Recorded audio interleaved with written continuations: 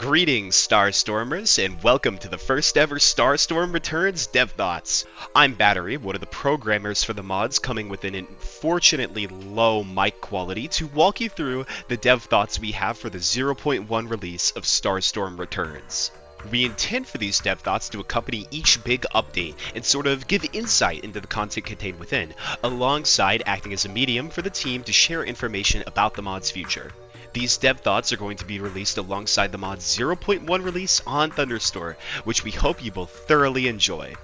This initial release of the mod will contain a couple characters, a new elite, some new enemies, 2 new stages, and plenty of new items to mess around with, all of which are returning from the original Starstorm mod. This release has a little bit of everything and is acting kind of as a baseline that'll be built up over time. Porting an immense mod like Starstorm to Risk of Rain Returns is a serious undertaking, and since Returns is so different, it means SSR will be different in turn. So let's take a moment to talk about what that will mean for the mod. One of the changes in Returns that has influenced SSR the most would have to be alt skills. Any of you original Starstorm fans will undoubtedly remember the variant system, which, to any of you who may not know, was a system integral to the original Starstorm mod, where you could play as survivor variants. These variants would have altered skills from the original survivor, intended to change up the playstyle of the original survivor. As you might have picked up on, the variant system clashes a lot with the addition of alt skills, from a game design perspective at least. Due to this, alongside technical limitations, you will notice it absent from SSR. Instead, we are opting to turn variants into alternate skills, alongside potentially alternate skins, for their original survivor. In the cases like the Nemesis survivors, which are so incredibly iconic and important to Starstorm as a mod, we are instead opting to turn them into their own fully fleshed out characters. You're even able to check out one of these new Nemesis characters in the current release of the mod. Another thing Returns added was extra variants for the game's stages. This means that stages added by our mod will also have a full 6 variants, which you can graciously thank Winslow for. Finally, since this mod is more of an adaptation than a direct port, you might see some content get changed or otherwise altered to make it more fun. For example, Dazing Elites are sorely lacking from the current release, and this is not because we didn't have time to make them. As we add more content to the mod, we hope to be able to discuss these changes and additions in depth, but that's a topic for another time. One last thing that's a bit different this time around is the update scheme. Those of you who keep up with Starstorm 2 might know that the mod tends to have its major updates categorized by the version number. Major updates are generally comprised of a collection of somewhat related additions bundled together under a version number like 0.1 or 0.5 or 0.7. For SSR, we want to put together larger themed updates that tackle some aspect of the original Starstorm's content. You can expect to see an update focusing on the Void, or an update focusing on ethereals and storms. Between these, we will also likely release smaller updates to introduce little things that the team's been working on in the meantime, since there's just so much being worked on for the mod and so much that needs to be implemented. But that's enough talk about the future. Let's go over what's in the mod's current release. Let's start with a classic, and potentially one of the most recognizable Starstorm survivors, the Executioner. Executioner has made his return in this version, sporting a new hood and some extra tricks up his sleeve this time around. Executioner has remained fairly unchanged from his initial Starstorm 1 iteration, simply being ported over to work with the new systems introduced in Returns. The core of his kit is his secondary, which gains charges from slain enemies, being able to be unleashed across vast distances on foes for massive damage. Executioner's primary is a reliable and equally long-ranged pistol shot, firing at a steady rate for consistent damage. This long range comes in handy when paired with his utility, which is able to apply fear to enemies. Executioner's ability to put distance between himself and enemies can be a great tool to ensure your survival on the hostile surface of Petrichor 5. Finally, the ability I'm sure you have been dying to see, the Special. Executioner's Special allows him to leap up into the air, slamming an ion-synthesized axe directly into the ground for incredible damage and AoE. It makes it a powerful way to rack up kills for his secondary, and it also reduces all of his cooldowns by 1 second for each kill you get.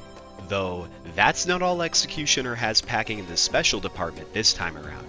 He also comes with an alternate special, and it's one I suspect many of you will find very exciting.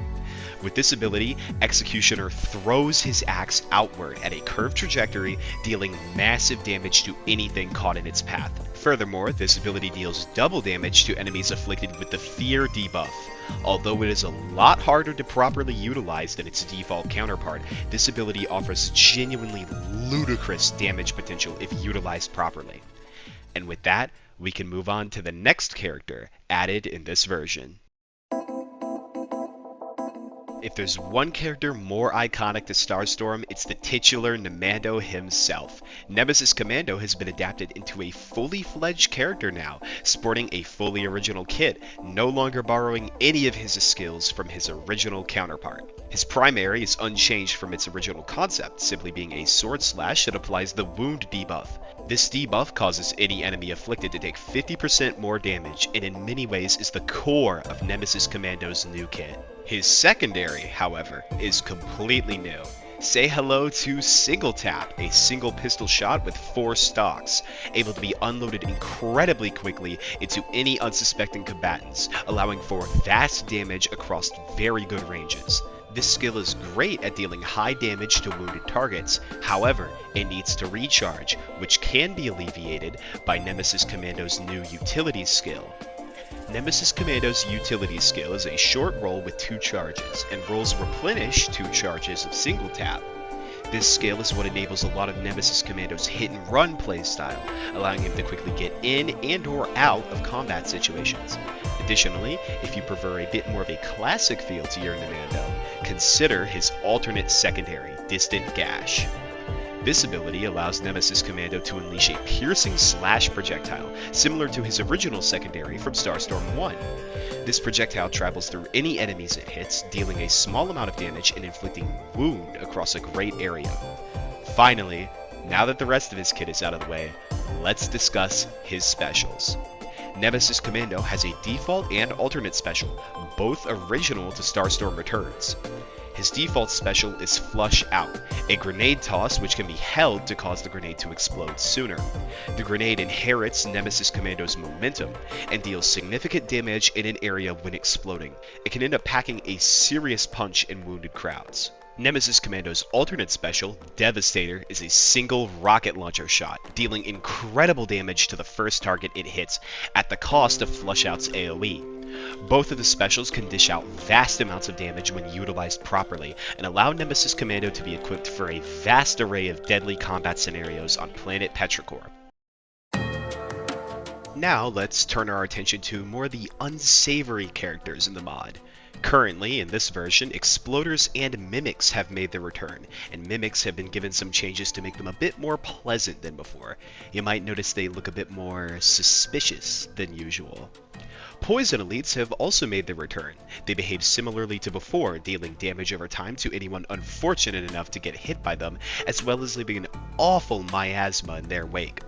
We have some far more dangerous threats in the works, but that's about all for right now. We do plan, given the fact that many of the Starstorm elites are outdated in a sense and could use some tuning, to either rework or adjust them in some capacity. So future elites, like the Dazing elites, provided they make it into the mod at all, will likely have significant changes to their abilities. Additionally, we have ported over 2 whole stages from the original Starstorm 1, complete with 6 variants each. Both Torrid Outlands and Whistling Basin have been added, and while there isn't much for me to say about these stages, there is certainly plenty to show.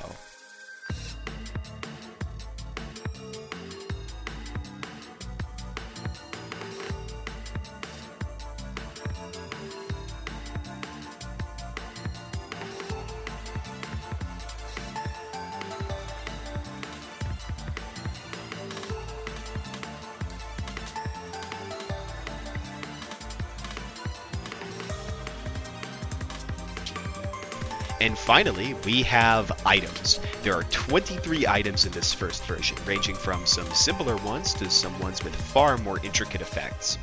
Despite this already fairly high item count, we plan to add a lot more in the future, and they will likely be the most common addition that comes with smaller updates. This is just the start for Starstorm Returns, and we are very excited to continue adding to this mod. Plenty more is in the works, and we cannot wait to share more when the time comes for the next update. If you're interested in updates about the state of the project, feel free to join our Discord server, linked below. As is the case with most mods for video games, it's going to be about the most reliable source of news on the state of the project, and it's something that you should consider if you want to check out more about what's going on with the mod. That's all the thoughts we have for you today. Have a wonderful day, evening, or afternoon, and we hope to see you next time.